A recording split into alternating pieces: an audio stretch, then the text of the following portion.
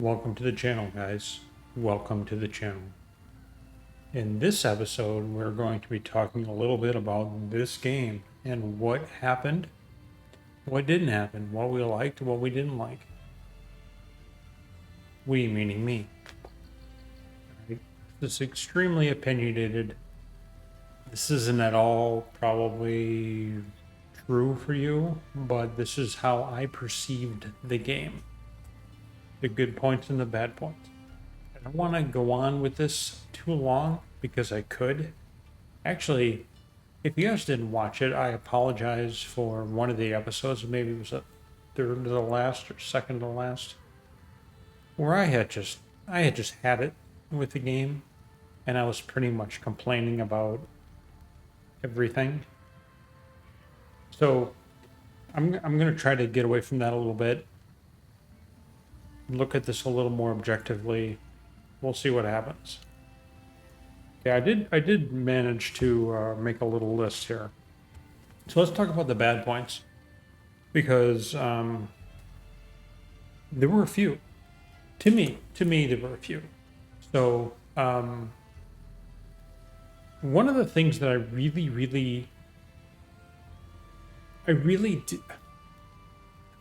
didn't like about the game was almost every mission that we went on. We went on the mission with two other dudes. Okay. So that made all of the fights very crazy, unorganized, whatever. I know that we could have done the missions alone by going in a little mission before the mission, going into the menu, and but then I wouldn't be getting I would be missing out on bond bonuses and things. So at least that's what I think, and I may be wrong about that. Please let me know if I'm wrong about that, because I would go through this and play through it again and not have anybody with me on missions if I was able to get all bonuses and all everything, whether or not they were there. Okay? Because it's a big deal. Some of the bosses were actually really good. They would actually test me, and meaning I would have to then understand a pattern, get some timing, do that kind of thing, rather than doing it in a haphazard situation where there's just dudes running everywhere. And, my guys sort of hitting when they want to hit, and then sort of just slowly circling the dude like they're trying to size him up, and they don't do fuck all. Okay, so that was by far my biggest complaint about the game. And it may be unwarranted if I got all bonuses if I were to choose nobody with me. Okay.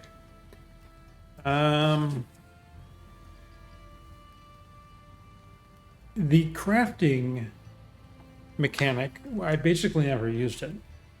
The crafting mechanic would have been a little more useful if I was able to craft wherever I was, so I wouldn't have to go back to, I don't know what it was, if it was a apothecary or something like that, in order to craft. I mean, I picked up so many different, and you guys know because you played it. You pick up so many different reagents that I didn't use any of them. None.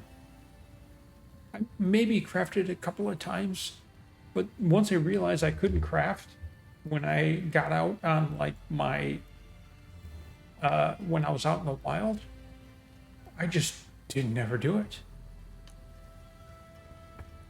All right, so that was not a good thing to me. So,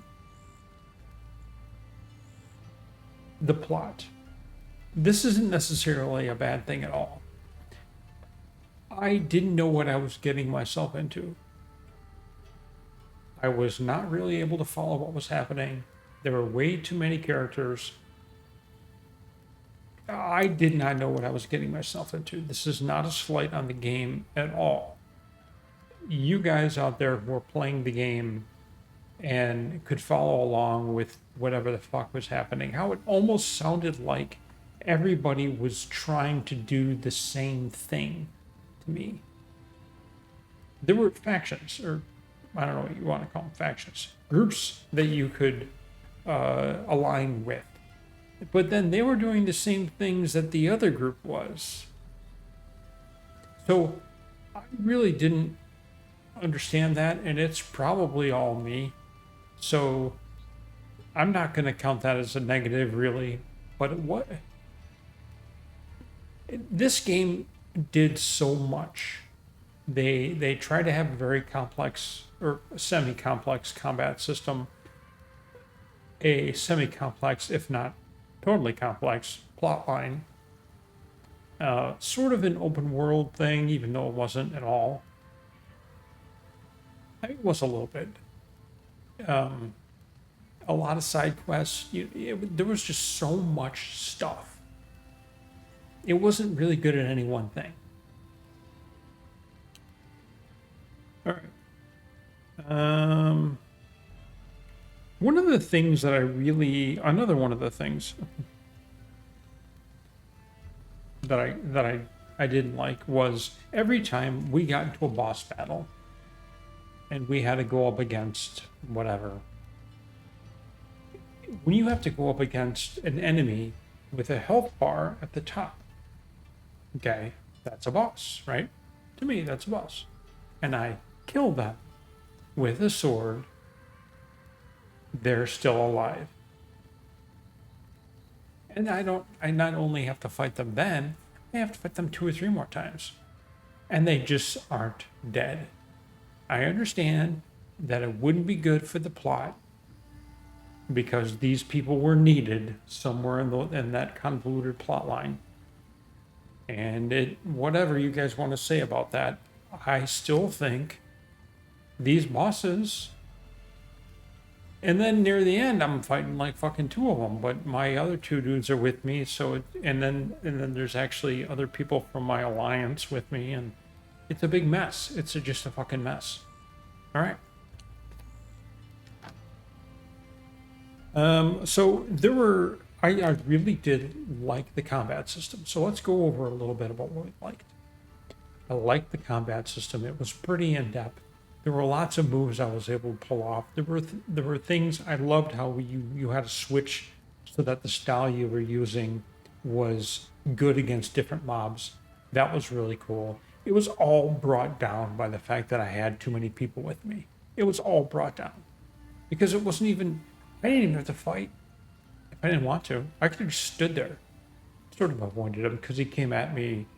The mobs or bosses would come at you randomly, so our dudes couldn't keep aggro. But whatever.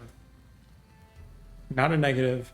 That's just the way it is when you have. It's just like if you were to summon a dude in Elden Ring where you're fighting Margot, and it's kind of haphazard. You get in your hits, you get away. Except in this case, it seemed way worse, and I don't know why. I can't put my finger on it. Okay, so some other good points. Fast travel was awesome. The game is beautiful. The setting is beautiful. Everything, the trees, the fucking fire behind my head here. Everything about the game is really nice. Really nicely done. I love the flying mechanic. I love gaining the different abilities to do things, the tech by doing certain things and getting these books, and then I was able to expand my arsenal and whatever, how many objects it can hold, how many accessories. That was cool. Lots of different weapon styles, really cool too.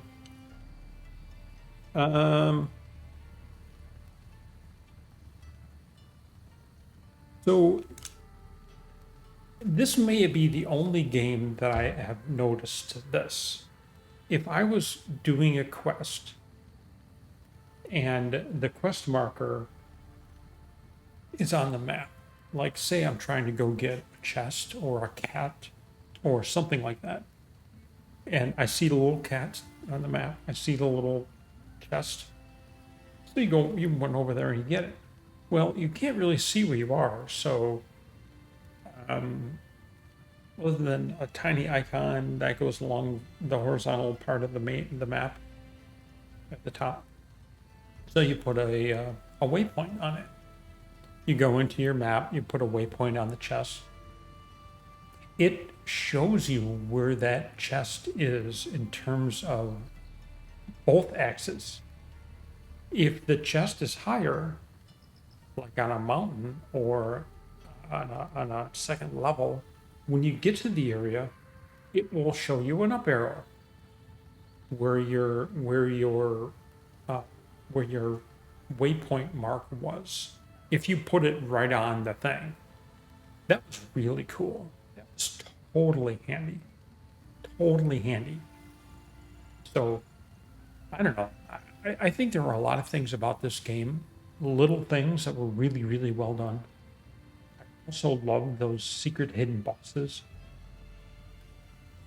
That might have been the most fun part of the game was the secret hidden bosses because it was one-on-one, right? Some of them were crazy, some of them were a little easier. I believe some of them I beat because I was over leveled. But again, in a lot of games, I think the strength of the boss should be scaling a bit for your level. So if I don't get around to beating a certain enemy until say the enemy is level 20, I get there at level 30. Well, he's got no chance, right? So I think a little scaling there would have been cool, but then you run into the same problem that you run in with a lot of games where, especially a FromSoft type game, and it's probably why FromSoft doesn't generally do this, is like, especially in Elden Ring, you can go in and fight a boss in Elden Ring, get wiped, and just say fuck it, and then go to the other half of the map or another part of location and level up 20, 30 levels, and then go back and you two-shot them. I think the game developers put a lot of effort, even in this game, into what the bosses and the enemies are trying to do. And I think I like to figure out what that is as a player. I want to get better at combating that because some dudes or dudettes, when they were creating the game, spent a lot of fucking time making whatever boss do whatever. Right? It could be two slices. It could be a slice, a swirl, and then I don't know, some magic thing. But somebody did that, and then that's like a 3-hit combo, and the boss will do that. Now, if I'm fighting that boss, I want to be able to go, oh, okay, here it comes, right? And then be able to combat that. So anyway, guys, I told you this was going to be a short one. There you have it. The game done and dusted. Hope you guys enjoyed it. Please subscribe. See you soon.